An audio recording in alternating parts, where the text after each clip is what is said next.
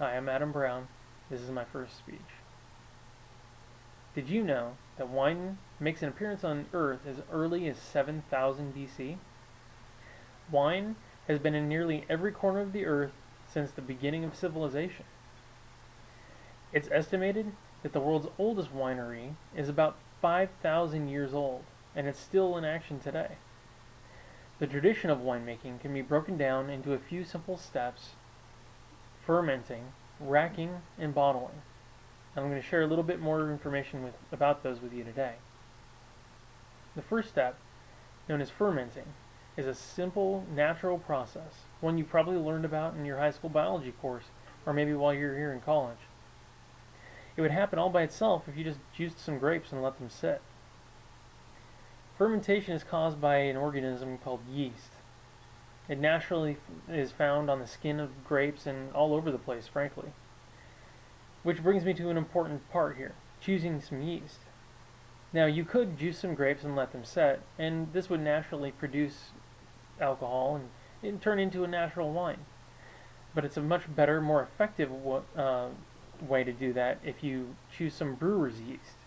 Brewer's yeast comes in a number of different varieties, and it's readily available in a local brewery supply store or winemaking store.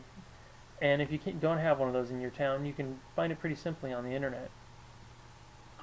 Now, these little monsters that are inside of your brew, eating away at all the sugars that are in there, are important. You have to make sure that your brew has enough sugar content to get to the desired alcohol level that you want, and keep those little monsters happy. Why these little monsters are good is because they're in there eating up that sugar, and what do they produce? Alcohol. Of course, that's the key reason that we're fermenting in the first place. Now, this primordial ooze needs a little more help from some more developed organisms, namely you. At this point, we start doing what we can refer to as racking the wine. Racking the wine is an important part of winemaking. It takes that mixture of soup of organisms and plant matter and turns it into something almost consumable at that point. It's the very beginning of the refining process. Now, racking will help to separate all the consumable stuff out from the stuff that you don't want to taste. Racking is basically siphoning off the good stuff that's on the top of your fermenting, leaving behind all the sediment, which is made up of plant matter and dead yeast organism bodies and all kinds of other pollutants that may be in there. This also helps to reduce the carbonation, because most wine, as we know, is a flat drink. This is a natural way of clarifying, and it also is the beginnings of the aging process, because racking can take a long time. It sits for weeks and allows that sediment to build up on bottom, and then you take the good stuff off the top, and it can be done 3 or 4 times, even more. And in part of this process, you eventually start racking into aging barrels. Now we actually have something that's a consumable product. That can add a little flavor to your food, or it can just give you a little buzz. Bottling this precious nectar is the next and final step, really, if you don't drink it already. What you want to do with your wine, or what you need to consider at this point, is how you want your wine to look. Of course, sanitation is another vital piece of this puzzle. Keeping things clean is going to keep you safe and alive, and it's also going to help make sure that your wine tastes as good as it can.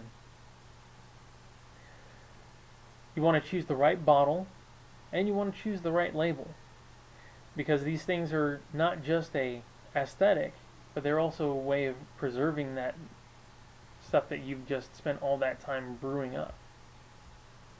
Finally, your final product makes a great gift, as well as a great drink, or a nice addition to any of your home cuisines. Simply put, winemaking is a simple and natural process, one that has a measurable effect on civilization for nearly 8,000 years. Home winemaking is a great way to share a little history with friends and family. It's also a fun way to apply a little basic biology to your everyday life. While winemaking can be very involved and scientific process, it can also be a relatively easy and simple way to enjoy playing mad scientist in your own home. I hope you have fun, and I hope you give home winemaking a chance. Thank you.